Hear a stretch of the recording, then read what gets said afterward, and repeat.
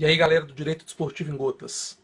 Para quem não sabe, tá em discussão no Congresso Nacional, tanto na Câmara quanto no Senado, alterações na Lei Pelé. E como forma de fomentar a discussão, de fomentar o debate e trazer a grande participação da comunidade jusdesportiva, o Instituto Brasileiro de Direito Esportivo instituiu, pelo país afora, uma série de workshops. E nesses workshops estamos debatendo as alterações da Lei Pelé, vários aspectos, como a desfutebolização, como as questões disciplinares, como o CBJD, enfim. A gente está discutindo vários aspectos, vários itens, vários pontos, vários elementos de uma nova legislação jusdesportiva. E um dos workshops foi realizado em Belo Horizonte, eu tive a honra de coordenar. Tivemos também em Brasília, em Goiânia, em Porto Alegre, no Recife, em São Paulo, enfim, pelo Brasil afora. E no de Belo Horizonte a gente preparou um vídeo com a ajuda do Carlitos, meu aluno, meu amigo, um grande jurista, será um grande jurista, anotem esse nome, Carlos Ramalho, e com a ajuda dele a gente gravou o fórum de Belo Horizonte. Editamos esse vídeo, novamente com a ajuda do Carlitos, e esse vídeo vai aparecer aí para vocês no Direito Desportivo em Gotas. E queremos também sugestões de todos vocês. Então, Direito Esportivo em Gotas também quer participar disso aí. Manda sua sugestão, manda sugestão lá para o IBDD, secretaria@ibdd.com.br. A sua sugestão vai ser muito bem-vinda para essa nossa grande comunidade desportiva. E assista aí, na sequência, o vídeo editado do workshop de Belo Horizonte. Um grande abraço.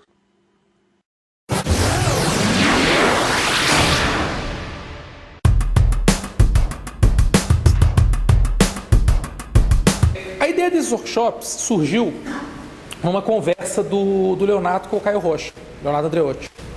E o Caio, que é o presidente da comissão de juristas que vai elaborar o anteprojeto da nova lei geral do desporto, e aí o Caio convidou o Léo e o IBDD a criar ou a formar documentos e propostas desse novo projeto.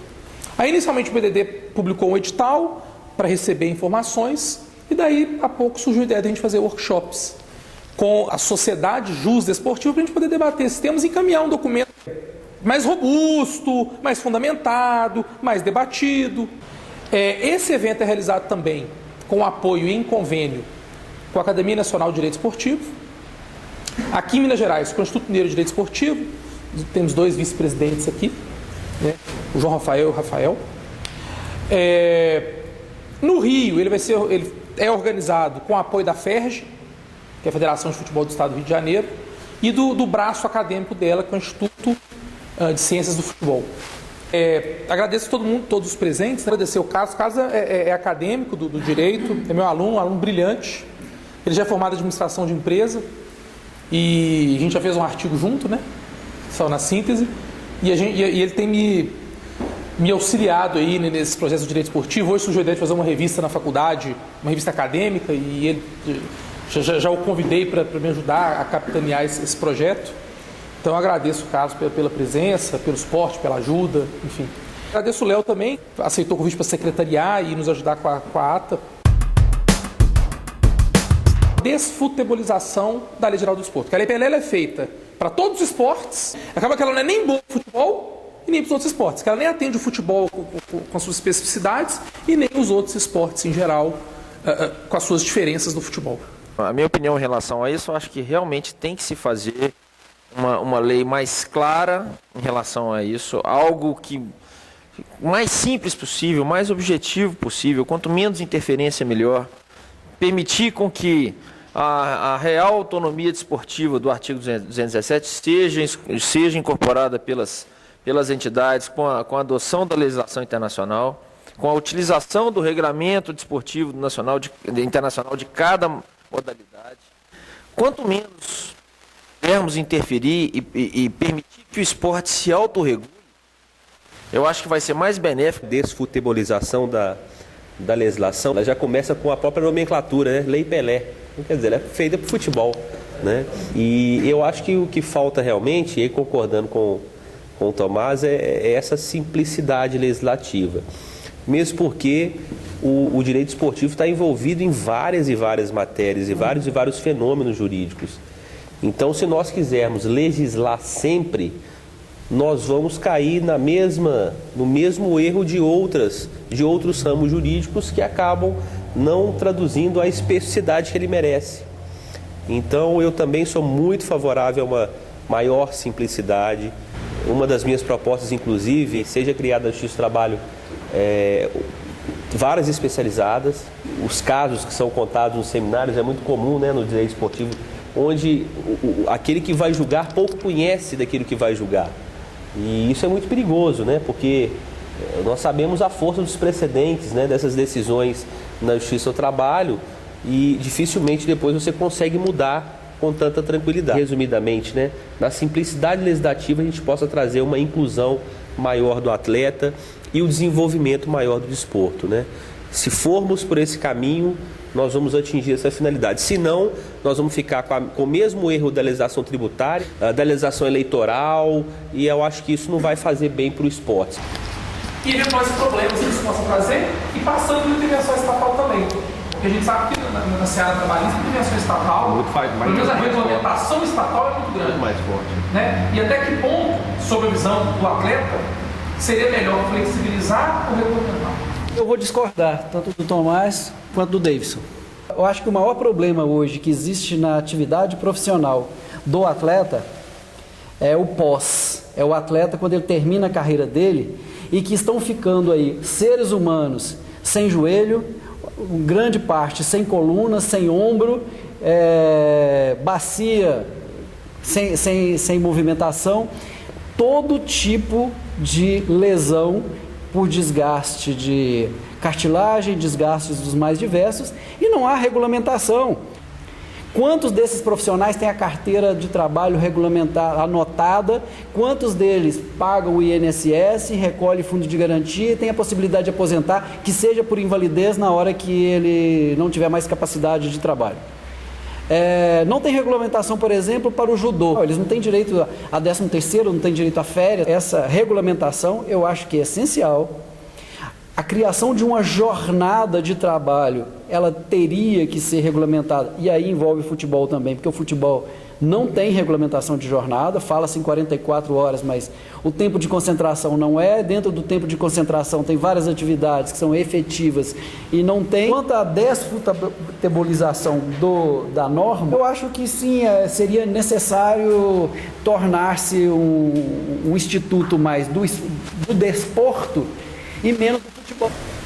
Como trabalhar uma relação laboral de um atleta profissional que é diferente, tanto é que é o contrato especial de trabalho, que é diferente, como trabalhá-la diante das especificidades e peculiaridades que ela tem, em confronto com as regras gerais da CLT.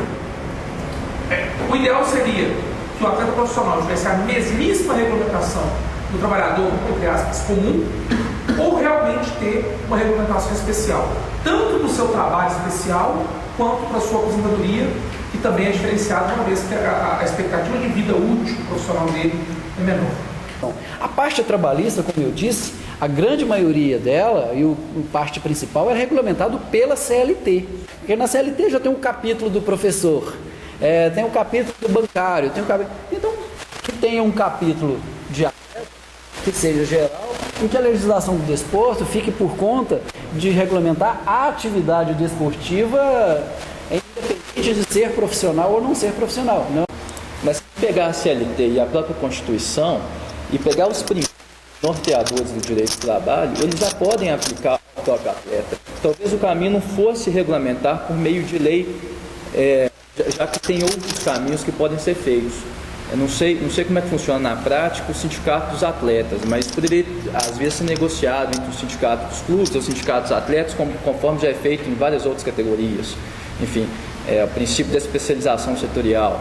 Podia ser algo pensado e aplicar uma regra específica para cada determinada categoria. Algo nesse sentido. E a prática não consegue resolver.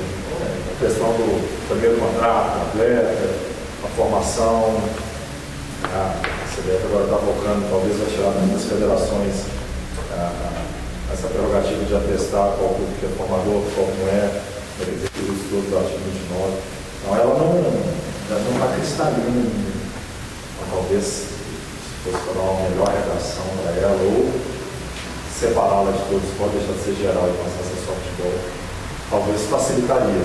Acho que a lei, quanto menos artigo tiver, quanto menos palavras dentro de um artigo, de um parágrafo tiver, ela é mais clara. A lei, galera. Eu participei da elaboração do Diagnóstico Nacional do Esporte, que fez um estudo. Só para vocês terem ideia, no Brasil, desde 1850, que foi a data inicial do estudo, a gente tem mais de 360 atos normativos federais relacionados ao esporte. Estaduais, mais de 600 atos, e municipais, foram 200 municípios, mais de 2.000 atos. Então a gente tem essa tradição legiferante muito grande. É natural isso. A gente tem lei federal instituindo a profissão de técnico de futebol. A gente tem lei federal instituindo a profissão de árbitro de futebol. Uma lei de 2 artigos. Foi feita uma lei federal. Então, a gente tem leis à torta e à direita no Brasil. Então, a gente está no momento de constituição de uma nova lei geral do esporte. Eu concordo com o Tomás, ela tem que ser atinente ao que é estritamente esportivo e ao que é necessário de uma forma geral.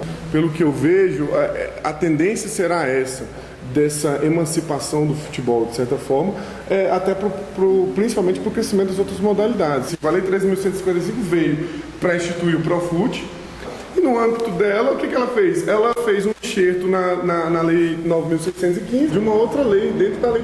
Então, hoje, o que a gente tem de lei geral não é mais geral. Bem, essa questão que o processo legislativo brasileiro está um pouco falido, isso podemos ver em praticamente todas as áreas jurídicas. Como o Vinícius falou ali, dos atos normativos, está um verdadeiro Frankenstein em praticamente todos os ramos.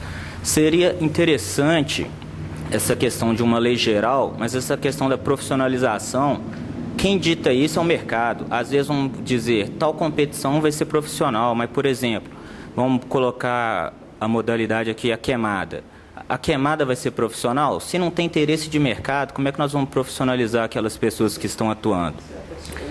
Então, o esporte se autorregula, exatamente. Então, temos o futebol será profissional, mas precisa de uma lei específica, aí tem essa questão, vai diferenciar das outras modalidades?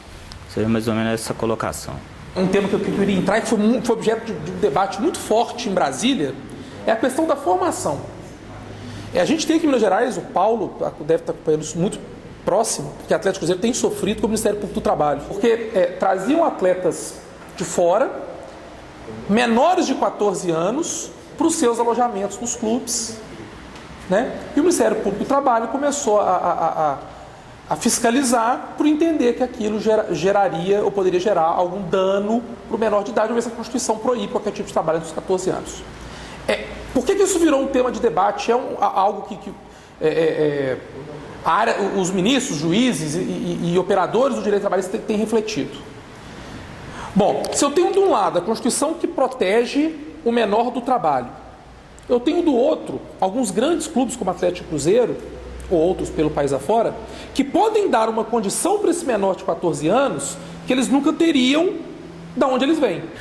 Mas, por outro lado, qual a garantia e qual o incentivo que esse clube tem por investir em um garoto com menos de 14 anos, sendo que ele corre o risco do outro clube vir e acabar, entre aspas, tomando esse atleta antes do primeiro contrato lá de aprendiz aos 14 anos. Então, quando a gente fala em formação, será que a formação começar, o contrato de formação aos 14 anos, é o mais adequado? Seria o momento de repensar a formação do atleta para uma idade mais tenra? Ou deixa do jeito que está? Então, esse é o outro assunto em pauta. Minha preocupação é anterior a essa situação. Esse menino vem aqui na porta do Cruzeiro, na porta do Atlético, querendo ficar aqui, trazido pela mãe, trazido a precariedade da situação familiar, ela é muito anterior a isso e não é o fato dele exercer uma atividade profissional que causa esse problema social. Agora, a prevenção a forma de trabalho dele é que vai definir muito mais do que o próprio problema social, o futuro dessa pessoa. Esse adolescente, eu acho que ele poderia ter o direito de usufruir da estrutura do clube se o clube comprovasse ser um clube efetivamente formador cumprindo aqueles dois requisitos.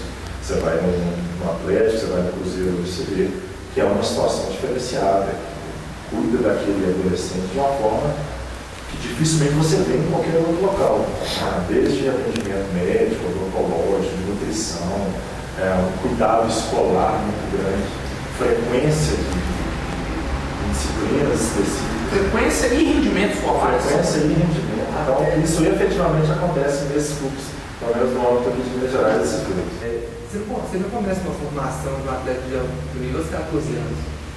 Se você for no Minas, você vê a idade das crianças começando a jogar tênis, a jogar basquete, tudo. Eu acho que todo mundo sabe que tecnicamente, desportivamente, tem que ser feito. Para o bem do esporte de alto rendimento tem que ser feito. Agora, a maneira é como deve ser feito. Como estimular os clubes a fazer, ou pelo menos não desestimular. Exatamente.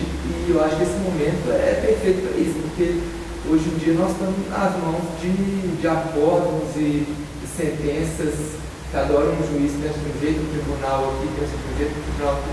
Inclusive tem ações do América, tem ações do Atlético, tem ações da Justiça e decisões diferentes. Então tem que ter uma regulamentação definitiva. Ele tem direito, você é formador? Então você tem direito de alojar um menor de 14 anos, entre 12 e 14, por exemplo, dentro das suas dependências. Mas aí o menino faz 14. Não, e aí vem o clube adversário e fala, vem pra cá. Não, sim, tem mais direito ainda. O clube formador hoje tem uma proteção, os outros não têm. Vou tentar passar mais dois temas aqui. Fica até um pedido do Léo, a questão da arbitragem. Seria um momento da Lei Geral do Desporto profissionalizar de vez a arbitragem? Isso é matéria negocial. Os caras têm que sentar e falar assim, olha, se não for assim, eu não vou, vocês não têm mais árbitro aqui. Sendo sindicato com sindicato? Não é nem sindicato, se for profissional, se ele quer ser uma entidade,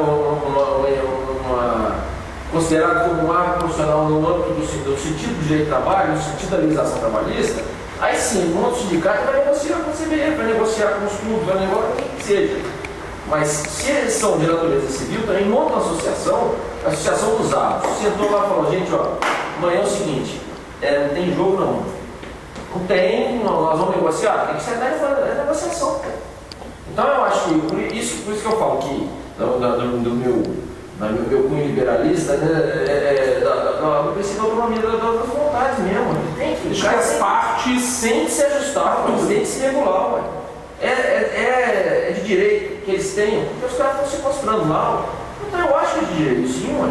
Não pode querer colocar em lei geral do esporte, por exemplo, esse tipo de coisa, na minha opinião. Porque aí, se os árbitros vão ser profissionais, se não vai ser, isso é matéria trabalhista, ou deixar isso de uma forma, sabe? Isso já está sendo feito, por exemplo, no Ministério do Esporte, que eu sei que tem um grupo de pessoas já estudando há um bom tempo o sistema esportivo brasileiro. Eu acho que essa questão da profissionalização ou não dos árbitros entra um pouco no viés capitalista do seguinte: há a presença dos requisitos dos árbitros a ensejar o vínculo empregatício dos árbitros. A questão principal é: os árbitros querem ou não ter o vínculo empregatício? Isso a gente vai pensar, isso é interessante. Não tem isso. Os árbitros querem. Pois é, mas será que esse direito ele é disponível? Será que eles podem querer ou não? Esse é o ponto fundamental. Mas eu acho que esse ponto especificamente é disponível. Ele não pode falar, não, aqui eu não tenho vínculo empregatício, estão presentes os requisitos, mas eu não quero. Eu vou querer formar um contrato autônomo, um contrato eventual. Me parece que não há essa possibilidade. Agora, do ponto de vista prático, eu tenho dificuldade de vislumbrar se esses árbitros seriam filiados ou empregados das federações, da confederação, como é que seria isso? Mas o modelo que nós temos hoje, ao meu ver, nem pelo viés dessas novas teses de subordinação, ele vai realmente configurar o vínculo de emprego. Né? O último tema, para a gente encerrar, o último tema é um tema casado. E eu acho que não tem como te tapar os olhos. É a história do Tribunal Novo. Né?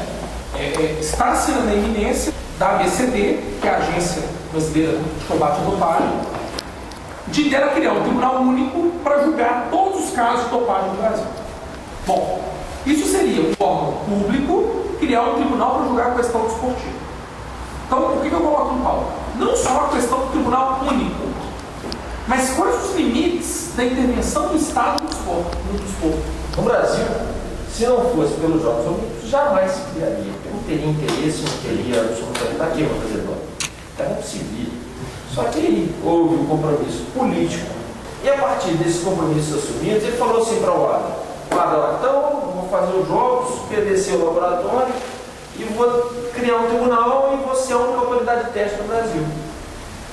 Só que essa criação do tribunal é uma coisa que realmente eu sempre, em função da especificidade da matéria, eu sempre defendi um acordo especializado, querer impor uma vontade em cima do que se existe. Né? Mas não, vamos criar um tribunal e pronto, acabou.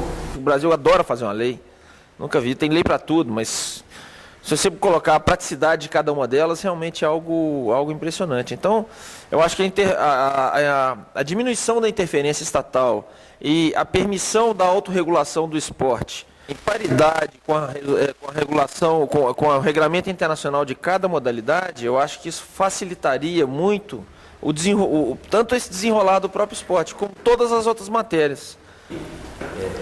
Não só em meu nome, mas acho que em nome de toda, agradecer, né, ao Instituto, através da sua pessoa, professor Gustavo, que sempre é muito solícito e dedicado, né, ao tema. Isso só faz engrandecer realmente não só o choque, mas os próprios estudiosos, né, e o próprio Instituto também.